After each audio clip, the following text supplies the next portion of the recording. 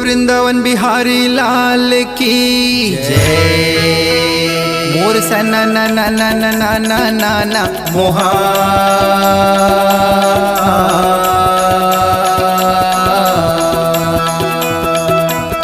मोर बिना बजावत हरि गुण गावे के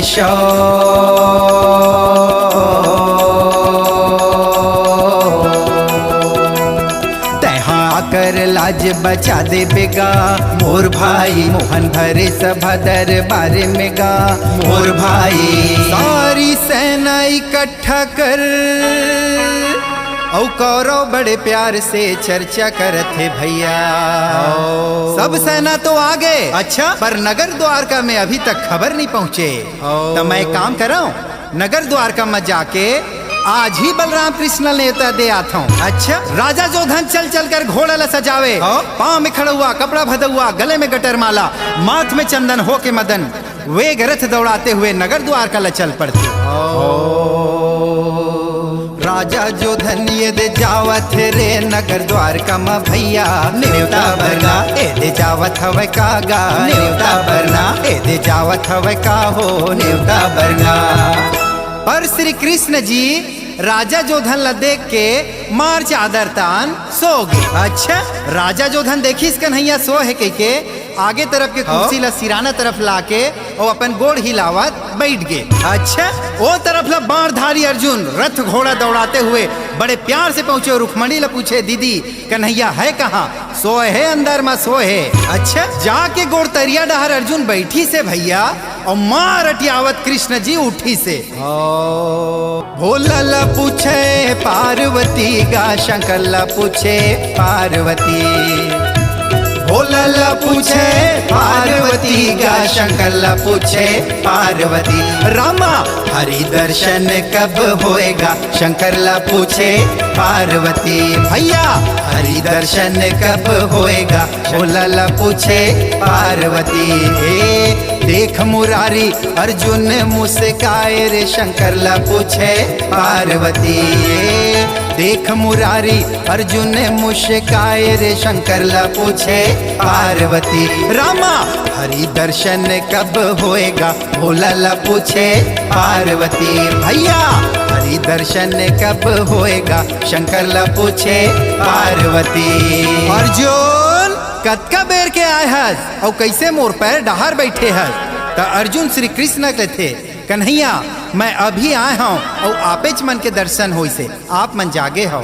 राजा जोधन कहते एक कन्हैया महू आए हूँ और कब के आके बैठे हूँ। अच्छा, अर्जुन अभी आए बोला कम से कम 1 घंटा हो गए और मैं न्योता दे बर आया हूँ। अच्छा, कन्हैया अर्जुन ला पूछते तय काबर आया है? महू न्योता दे बर आया हूँ कन्हैया। काबर? लड़ाई के तैयारी कर डरे हन और मैं हाँ सोचे तोला न्योता दे दे थन बिना न्योता हिकारी के ते नहीं आवाज कह के आए हवन गा भाई। भगवान कहते बहुत सुंदर बातें, दूदू झन नेता देवैया है और मैं अकेला और दोनों झन निराश नहीं कर सका। अच्छा, एक काम करो मैं बंटवारा कर देता हूँ अपन अपन ला जो रुचि आई ले जाऊ। राजा जोधन कहते हाँ हाँ बोलना का बोला था तेला। कन्हैया कहते एक तरफ मोर सारी सेना, अच्छा, और एक तरफ मैं अकेला। एक बात और दोनों झन सुन लो कि कुरुक्षेत्र के मैदान में मैं भूल के भी शस्त्र नहीं चलाऊं।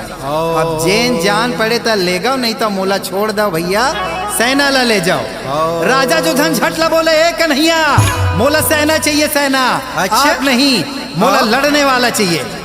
मधुर मुस्कान कर कन्हैया अर्जुन ला कहते कैसे गा तय क्या करवे? वो तो पूरा सेना ला लेगे। तबकेदारी बाणधारी अर्जुन दोनों हाथ ला जोड़ के कथे कन्हैया मोला आप चाहिए सेना नहीं। हाथ जोड़े कर विनती ये दे करे अर्जुन चाहे मोहन मुरारी मोहन। हाथ जोड़े कर विनती ये दे करे अर्जुन चाहे मोहन मुरारी। सेना नहीं चाहिएगा घोड़ा नहीं भाई सेना नहीं चाहिएगा घोड़ा नहीं भाई मोला तोरे सहारा चाहिएगा।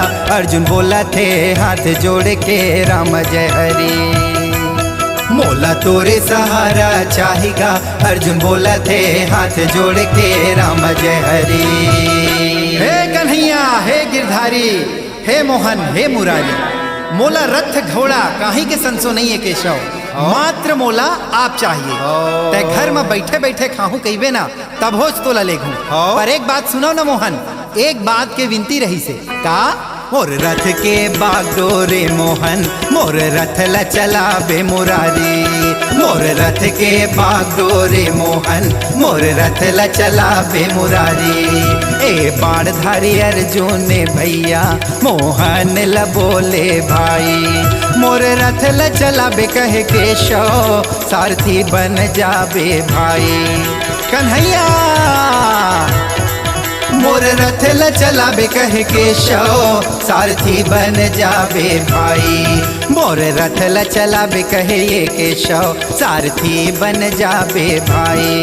मोर रथ ल चलाबे कहे ये केशव, सारथी बन जाबे भाई।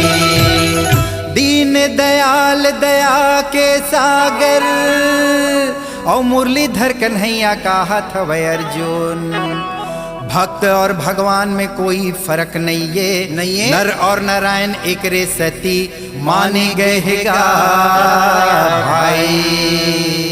नारद मुनि कहे द्रौपदी, ए द्रौपदी कहत, मोर मोहन मोर मुरारी, मोर कन्हैया मोर गिरधारी, मोर प्रभु, और उही प्रभु अकेला आवत है, जम्मो सेना ला कौरा मल्ला दे दे।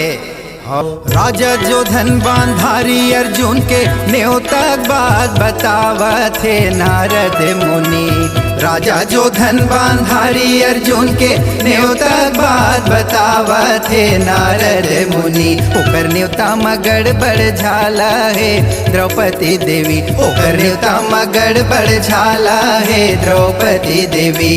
राजा जो धन ला दे ये सब सेना, राजा जो धन ला दे ये सब सेना, हाथी घोड़ा हथियार हो द्रौपदी देवी। कान्हाई के अकेला आवत है द्रौपदी देवी, कान्हाई के अकेला आवत है द्रौपदी देवी। नारद के बात सुन के रानी द्रौपदी आग बबूला हो जाते, ओवेच करिए आवन दे भैया ला आवन दे, मैं ओकर से गोठियाओ नहीं, कैसे है कह के पूछो नहीं, तब बोला पता चली बड़ा अकेला आवत है। एती अर्जुन आके सब लगे है, फूल धरो आरती सजाओ भेड़ी नगाड़ा बजाओ, और वे द्रौपदी तय का बोकोर बोकोर देखा था, आरती सजा तुर भैया का नहीं आया है पर घायल जाना है। रानी द्रौपदी चीटपोट नहीं करे, रानी द्रौपदी ला मनाए बर नकुल गए, सहदेव गए, यहाँ तक कि धर्मराज गए, द्रौपदी नहीं मानी। तबकेदारी गदाधारी भीम कथे मैं जाऊं का मोहन, अच्छा मोहन कथे नहीं भैया नहीं, तय मत जा, तय दमका के ले आबे द्रौपदी ला। सही बात है, भीमसेन कथे जावन देना मोहन, कछुच नहीं कहा, और द्रौपदी ला मना के ले आऊं। भीमसेन थोड़े दूर जाके फिर आते, ए मोहन सुनना सुनना, अरे द्रौपदी मनौला माँ थोकुन गाड़ी वारी दे दूं तो चल ही नहीं, कन्हैया कथे चल ही, फिर थोकुर दूर जाके भीम कथे, ए मोहन सुनना, द्रौपदी मनौला माँ एक आध गदा पीट दूं तो चल ही नहीं। कन्हैया बोले अरे वो चल ही, द्रौपदी मानहीता। अच्छा केदारी भीमसेन पकड़े हाथ में गदा, मचलत भीम आगे जावन लागे भैया, देवी द्रौपदी के दरवाजा ठोके भाई। बाजे दरवाजा द्रौपदी खोले भैया, और रानी द्रौपदी ला भीम चिल्लावेगा भाई। मुरलीधर कन्हैया लसन सो खाएगा एगा भाई, बाणे धारे अर्जुन ला चिंता धरेगा एगा भाई।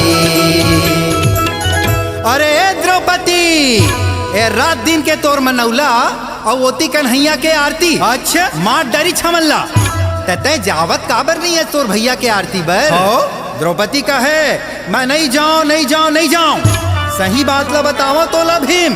नारद आके बता है मोला, ए मन जो नेवता दे बर गे रहीस ना, तेमा गड़बड़ है। राजा जो धन ला जम्मो सेना हाथी घोड़ा सूल मोदगार सब ला दे दी, अब वो मोहन अकेला है, उहू में लड़ाई कैसनो बिगड़ जाए, शस्त्र नहीं उठावा कह के प्रण करे है।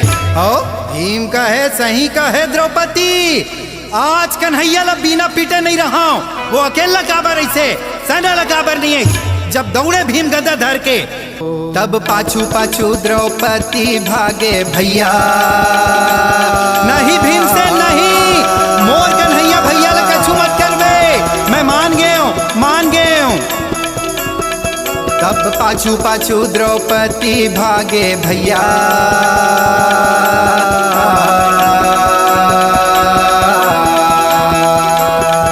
आगे आगे ये भीमसेन जावेगा मोर भाई, आगे आगे ये भीमसेन जावेगा मोर भाई, आगे आगे ये भीमसेन जावेगा मोर भाई। आज तो लब बिना पीटे नहीं रहा हूँ, देते छाओ एक गदा, देते छाओ। अच्छा, भीमसेन उठा रहा है गदा, पर भीम के सामने रानी द्रौपदी हाथ जोड़ के खड़ा हो जाते। अच्छा? नहीं भीम नहीं, मोर भैया ला कछूच मत कर, मैं मान गया हूँ, मैं मान गया हूँ। श्री कृष्ण जी मन मन मुस्काए, भीमसेन के पांडव मन जय जयकार करेल धरे। जय हो तुर भीम, रानी द्रौपदी मनाए तय राम जय हरि। जय हो तुर भीम, रानी द्रौपदी मनाए तय राम जय हरि। रानी द्रौपदी के गुस्सला नहीं जाने कोई, लाजे लमोर बचाए तय राम जय हरि। जय हो तुर भीम, रानी द्रौपदी मनाए तय राम जय हरि। जय हो तुर भीम, रानी द्रौपदी मनाए तय राम जय हरि।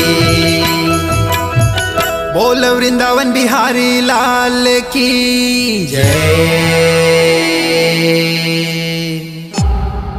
C-Log Digital Recording Studio, Cordoba. Contact number 9907119215.